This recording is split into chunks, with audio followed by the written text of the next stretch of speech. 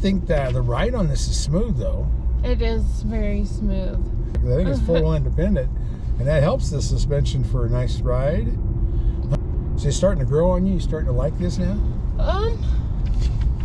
Now be honest. Not so much, no. So it's just not for you. I personally like bigger trucks, yeah. Well, that makes sense. And yeah, I told you, like me, I have to tow stuff. I have to do all kinds of stuff with trucks. Yeah, so do I. This would be a good parts runner for me, or maybe if you're hauling a few, I can haul 3, 4 grandkids in it. Mm-hmm. I actually did last night. I hauled several of them in it. I did haul 3. Still fit a few people in here. I do really like the dash and how the cameras pull up when the blinker. Yeah, that is. Blinker is on. That's awesome. I like that too. I didn't know it did it till I was staring at it one day, and there it was. Now looky, you see the autonomous thing there? Shows the radar in front of the car, and then it shows that little steering wheel on the right side, the green one. And that's HDA. That's some kind of autonomous driving. And it's interesting. I'm on the interstate, I-25, and if I take my hands off the wheel, it'll tell me after probably 5 minutes to put my hands on the wheel. And then it gives you one warning and then it shuts you down. But that must be what HDA does. I didn't know this Monday Santa Cruz had it. But it's interesting is in the right lane, it centers you pretty well. The left lane, it kind of leans to the inside toward the middle. And then on curves, that's kind of scary. It's jerky. It's not like a smooth go around a corner. It moves and then it moves and then it moves. And you don't really trust it. But anyway, let's see if I can get all these warnings up here. If I don't touch the wheel. Yeah, it takes a little bit of time. Yeah, it's kind of weaving all over right now. Bouncing off the lines. Laying bumper cars. If I can get it steady or not. Let's see. I don't know if this is level 1 or level 2. We're over 5 minutes now. There we go. There's a warning. Depends on the wheel. Okay.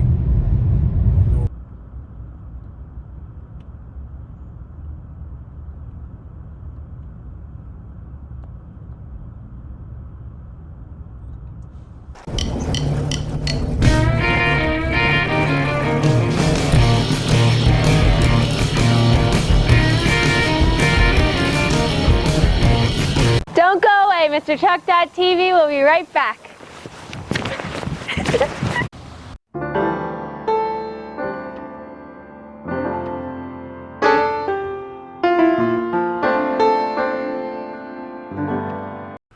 I think the looks grow on you. You know, it looks so much like an old El Camino. It's pretty cool. Big grill, almost like an Lexus. Yeah, it's snow. Of course it's snow. Did you see those lights? Man, those lights are fantastic. There's that front camera. Cool. There is a front camera on this Santa Cruz. That is so cool. I'm not even sure how we got it in there, but finally did. It shows you where your wheel track is. You can move the wheel track all over. It tells you where it's going to run into something. That is just too cool. Now the cockpit's plenty big. You got headroom, shoulder room, leg room. No problem there. Oh, there's the mini sunroof. And the back seat's what I worry about. I could probably get the grandkids in there, but, you know, they're not going to be super comfortable, depending on how old they are by now. But, yeah, there's the look. I like to look at those 20-inch wheels. Those are so awesome. That really makes the truck, those 20-inch wheels, fill the fender well. But, yeah, there you go. It's high track, 2.5 turbo. Yep, I'm not sure if I like the taillights. I know my mechanic didn't think much of them. But the body lines are so cool. Yeah, there's the backup camera. Too cool. It's actually pretty good definition there. Yeah, looks good. If we only had a trailer, we could back up to the trailer. No, we don't have a trailer. We don't have a hitch. You're getting really good at backing up. It goes right here. Oh, you know what you're doing. Oh, there's the backup. That's really close to the hitch. That's good. And what's the other one? Is there another backup camera? Oh, yeah, there's a cool one like Ford has where you can see I guess those are the front tires. So you're off-roading. That's cool. Is there any more? And then I really want a back I think one. that gets the front. Oh, yeah. You're probably right. It only gets part of it. Yeah, that was our last camera. So. Okay. Well, you got smaller fingers than me. This may work for you. And look at that. It's got dual heating and cooling, which a small truck like this, it's amazing that they can split them. So this has got all kinds of toys on it. And then show me what's down in that hole. I got stuff in the way. We have a 12 volt. And then a USB charger over here. And I'm not sure what this button is.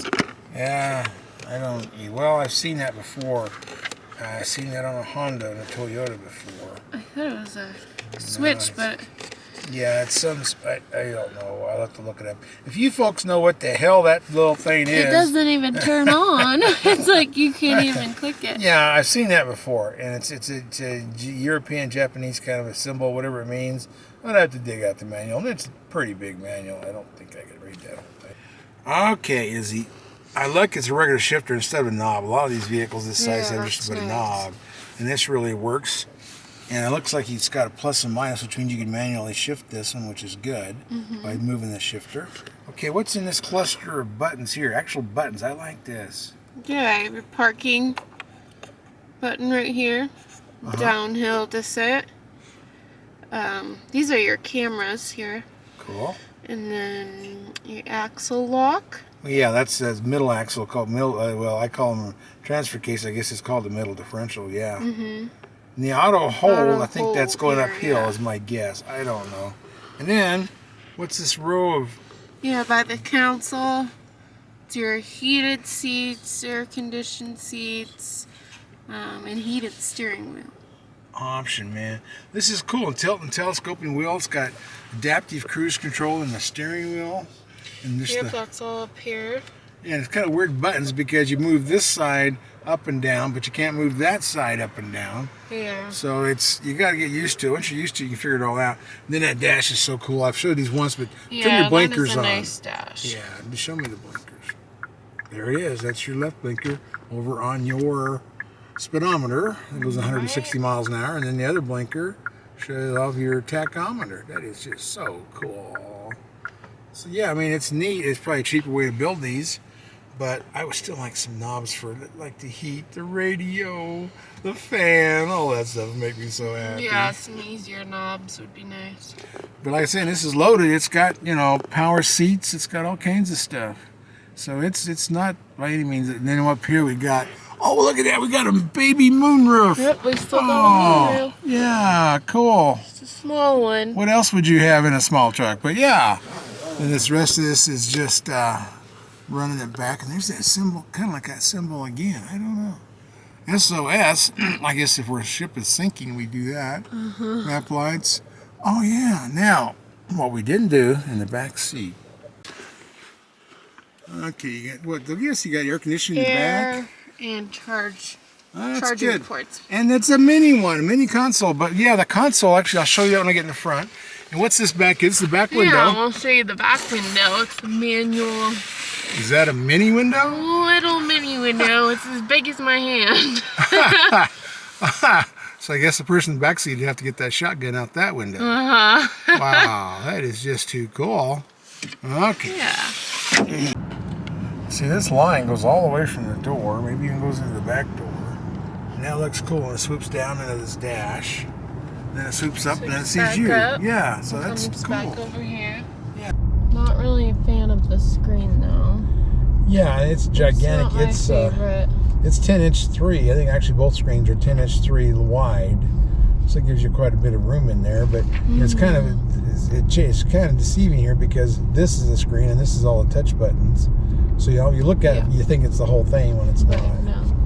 But yeah, but it's very, very well equipped. I mean, and I like the look of it. It looks nice. Yeah, and this is aimed at the city. It's aimed at the suburbanites and all that. Suburban, yeah. That's what it does. But I like the styling on the inside. So you don't know that, I mean, I suppose women in the city, this would be something they would look at, but it wouldn't be for a farm girl. Probably not too much. I did like the interior, though. Yeah. It does have a nice interior. A nice design. And it's got to be easy on this narrow road to drive. It's very easy, yeah. And I like how quick it speeds up and slows down. That's nice. Yeah, and do all that you want to see how you like the acceleration. I was always, it's impressed, but I don't think it'd be that impressive with the Trader, but maybe not. We didn't get a chance, but Yeah. I like the way it accelerates too. But is the steering nice and tight? Handles curves well? Mm-hmm. I imagine it's got anti-sway bars there, but I will find out when I put the camera underneath it. But it's a 2.5 turbo, 4 cylinders. Now, what's cool about all these Korean companies that they have the drivetrain on these, just like a diesel on our American trucks. It's 10-year, 100,000-mile warranty, which is good. That should give you some peace of mind. Right. You're not going to have to worry about it. 8-speed wet dual clutch transmission with Shifttronics. That's a nice name. Self-leveling rear suspension. Now I got to find out if it's just a progressive coil. I mean, that's fine, but I don't think it has air. I should like drive over you and then you hold the camera and you can tell me what you see. I don't think I'd be able to tell you what I saw. I know I couldn't do it. I'd just be stuck. I mean, wedged in there. 20-inch wheels, they're pretty impressive. Yeah, those wheels are nice. The automatic headlights, I'm a fan of that. I know it's hard on the truckers. But yes, indeed. And talking about where it's made, it shows it's 53% of the U.S. and Canadian parts and 35% foreign parts, which is Southern Korea. They put it together in Montgomery, Alabama. So it's a southern little truck. Mm-hmm. It's got a push-button start. It's a pretty modern little machine. Mm-hmm. I did notice the Bose speakers, too. Oh, it does. We haven't even played with that much, but yeah. We should see that, see how loud it gets. And all that on the sage gray paint, which costs, looks like $400. The floor mats are $195, so the grand total with destination freight is $41,540. And all that, and 27 miles to the gallon. You know, a lot of vehicles we've had, like the last Pathfinder 2022, every time we'd stop, there'd be a whole bunch of people. Of course, this winter, we didn't really have anybody parked near us. Mm-hmm. I'm always interested to see how the public reacts to it. Reacts to the different Just like trucks, the Bronco. yeah. They're all, ooh, oh, the Bronco, and, you know, all these different things. And that Pathfinder got a pretty good crowd, and so did the Frontier. But we'll have to drive this, you know, downtown Fort Collins, and you see if college kids all come jump on top of us and want to know what it is. They don't like the color. 360 camera is nice. I mean, this is just, they just loaded the heck out of this thing. I think the bed is nice for like a smaller car, because then you're not getting your back seats dirty and throwing stuff back there. Yeah. Here a little bit more. That's the one we back into. It's the one that's up here. No. Oh, okay. No, we didn't pass it yet. Okay. I've remembered the bridge. That's Oh, good. There's a teepee down there. That's my signal that we're about there. Is when I see the bridge. You're doing well. You're actually driving vehicles very well. I'm really tickled with how you're working out. I think you're gonna make it, Izzy. I think you're gonna be the go-to girl that tells us all about, you know, a woman's point of view on would you buy this or not buy that. Mm-hmm. See, my point of view, the way I look at trucks, I have to tow so much, so it's not a truck I would buy. It's a truck that would work good if we needed a parts runner. Right. Go to town and get parts and just, you know, throw small parts in it. Get a few things. But it's not going to fit what I would use it for, but it's going to fit a lot of people. So I don't have anything against this truck, but we're going to go over all the different features of it. Yeah, I think, like you said, if I lived in the city and not on a farm, I would definitely probably use this truck and rather navigate this in the city than a big one. Yeah. But, well, 5,000 pounds, that's a small horse trailer. You could haul a horse behind this. Yeah, I think it'd make me a little nervous, though. Yeah. It's a little small for that for me, for what I do living on a farm. Oh, sure. I would You haul a lot of lumber, personally- too. You haul all kinds of stuff on the farm. Yeah, I prefer a bigger truck. So that's the only thing I don't like about it is a little small for me Yeah. and my needs. Well, that's how you got to look at it, and that's, I want everybody else to see. Oh, there you go. Look at that. Well, yeah, we'll go through the right one this time. Yep. And where is it? There's the road. They almost hide it. Wow, isn't that cool? Every tailgate should do that. Hi, it's Kent with MrTruck.com. Another review, a product review for trucks. And this time it's Roadmaster Active Suspension. Now, I've heard about this for years and years and years. A lot of my friends have them. They all bragged about them. But I didn't understand how you could put a half a spring on half of a leaf and how that would work. But now I know. How it works against the shackle, the hinge of your leaf spring, and how that tightens it up and controls the leaf, which is what. So it's kind of like an anti-sway bar. It does a lot of things to control the motion back there. And you don't want a whole lot of motion back there, especially with an empty truck. Where you're on a loaded truck, you want to control that, but an empty truck is really squirrely. You need a lot of control there. You just saw the Roadmaster controlling the factory leaf spring.